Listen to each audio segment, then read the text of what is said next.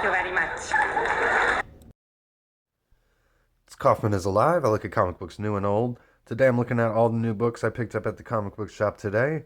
Just got back, so I haven't flipped through them yet. Getting to flip through them for the first time, give you my thoughts on them. I only picked up 3 books this week. They're all Marvel books. They're all kind of X-Men tie-ins. So the first one I got that I was looking forward to the most was this Weapon X-Men #1. Got the Alex Ross cover here. Cable, Deadpool, Wolverine. There's Chamber and Thunderbird or Warpath. I'm not sure which one. But no women on the team, it looks like. That's interesting. Tons of Deadpool Wolverine books out right now, and they've been putting them out all year long. Seems like overload on Wolverine and Deadpool. Marvel is just nonstop with the team up books between these two guys. There's the Deadpool team up by Rob Liefeld that's out right now that just finished. There's the new Deadpool Wolverine that's an ongoing series by Ben Percy and Josh Cassara. The second issue of that just came out last week.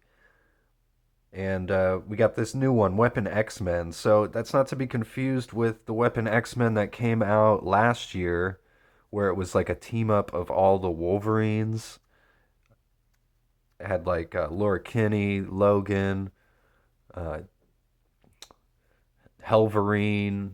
There's so many Wolverines, variants of Wolverine. They were all teaming up.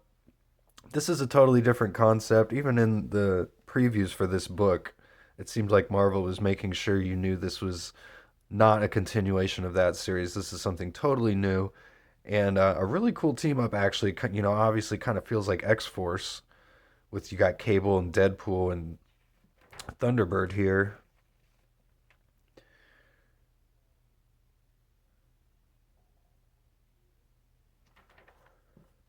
So we got Joe Casey as the writer, Chris Cross is the penciler, Mark Morales inking, Yen Nitro is the colorist. We got Clayton Cowles is the letterer here.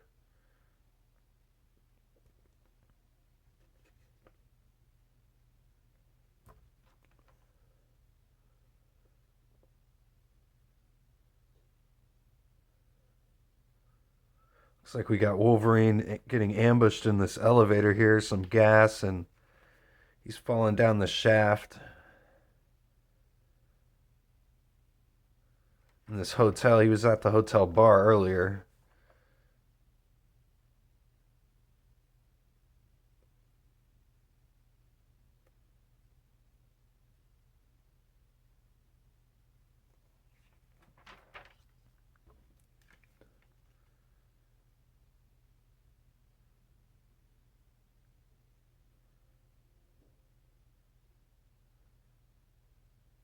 So they run into. There's Cable and Deadpool. They run into Chamber. He says, "What's this? Some kind of intervention?" Cable says, "More like recruitment." So I don't know what the plot is here. What is even going on?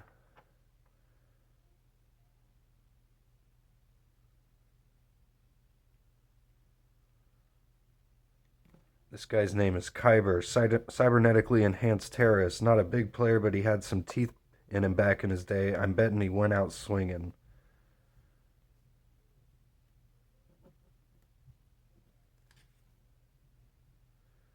So I don't know. Wolverine was investigating something, and then someone got the jump on him. So I'll dive into this more later.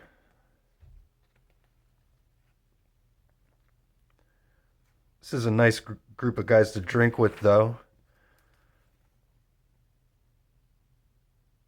Again, a macho team. We have no women on this team at all.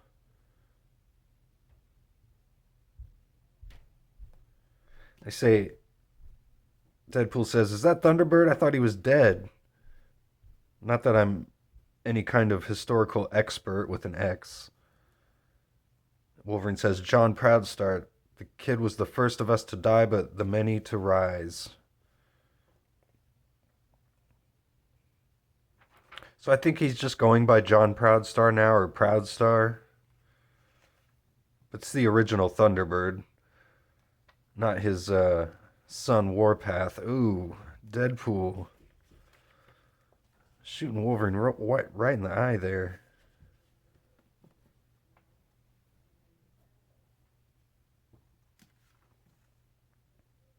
He says he's got a vested interest. So kind of a similar thing going on in the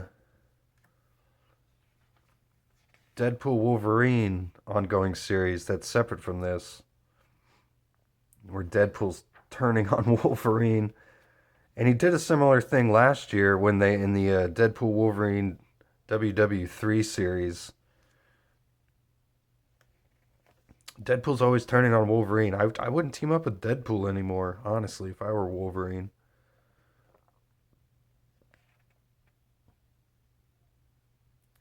So we got Baron von Strucker. He's looks like he's trying to abduct Wolverine for his adamantium. Maybe he's enlisted Wade Wilson here.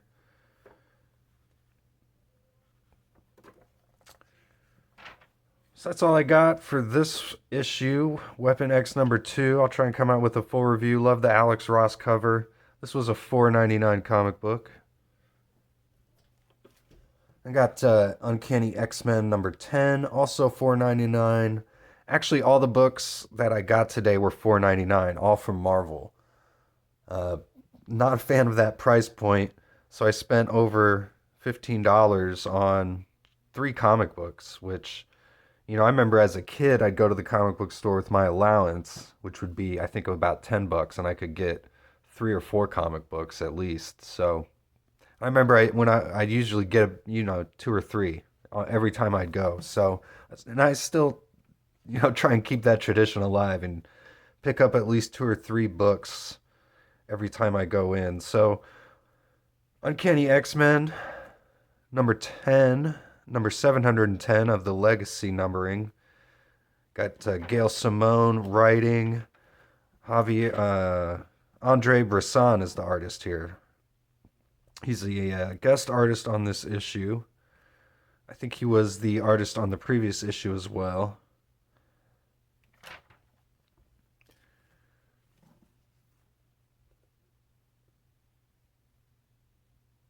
Pretty cool artwork in here. Almost looks like almost indie style artwork.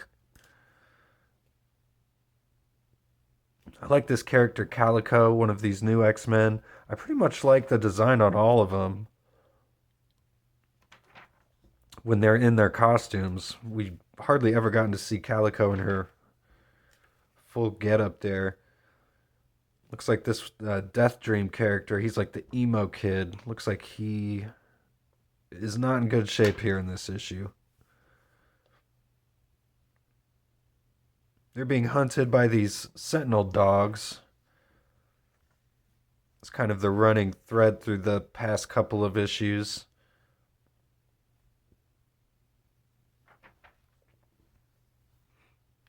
Got an amazing Spider-Man #1 ad here. Double page splash page by Pepe Larraz. I'm assuming this is also the cover. Pretty interested to see Pepe Larraz doing Amazing Spider-Man. That's an interesting fit.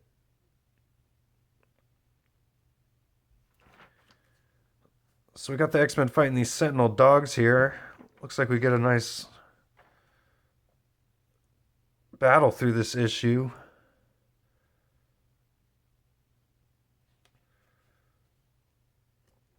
Giving some spotlight to the new X-Men characters here. Also just announced this week, I saw that Ryan Stegman, the artist on the other X-Men book,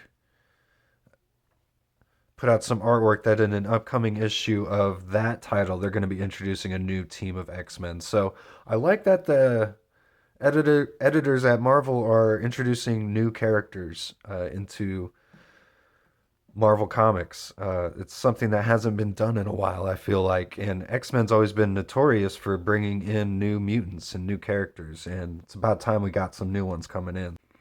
Now I got Ultimate Wolverine #2. This is a $4.99 comic book. I did a review of the first issue. Go check that out. This was a cool issue. Um,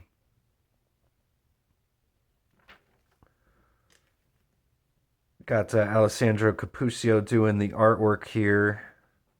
And let's see where the team is. They must have it in the back. So Chris Condon is the writer. And we got Brian Valencia doing colors, Corey Petit doing letters. And I just got the A cover by Alessandro Cappuccio. Got Wolverine and the reflection of Colossus there.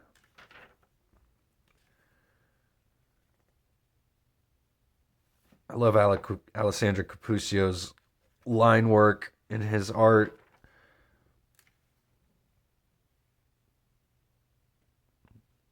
We've got the maker here who's set up this whole universe,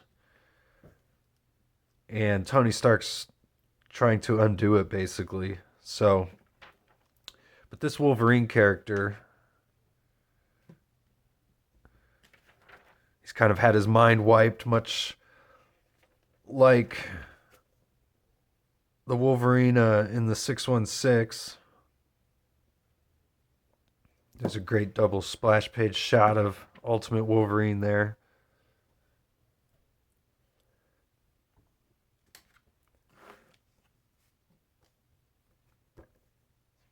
Now there's a telepath who is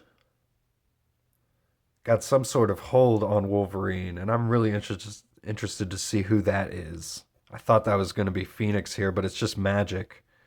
And we've got all the Russians here. They've got their own Weapon X program essentially set up, and they're the ones who've created this Wolverine character here. And he's their Winter Soldier, so they're kind of combining the Winter Soldier moniker and giving it to Wolverine here, which is interesting. And you got the Russian mutants setting it up too, so kind of an amalgamation of a few characters into one, but it is Logan. It's definitely Logan.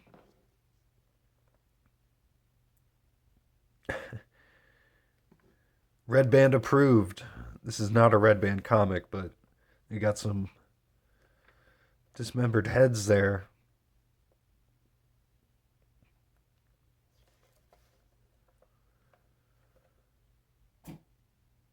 And we get some data pages that are like top secret from the Russian Ministry of Defense here at the end. So that's cute. Ultimate Wolverine number 2, and Uncanny X-Men number 10, and Weapon X-Men number 1. And this is a Weapon X-Men number 1 I didn't mention really was a One World Under Doom tie-in. And I haven't read One World Under Doom yet. I've skipped that.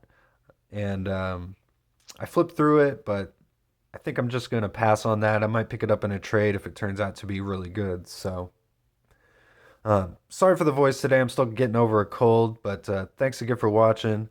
Let me know in the comments what you picked up today, if you've read any of these, what you guys think, and I'll see you on the next one.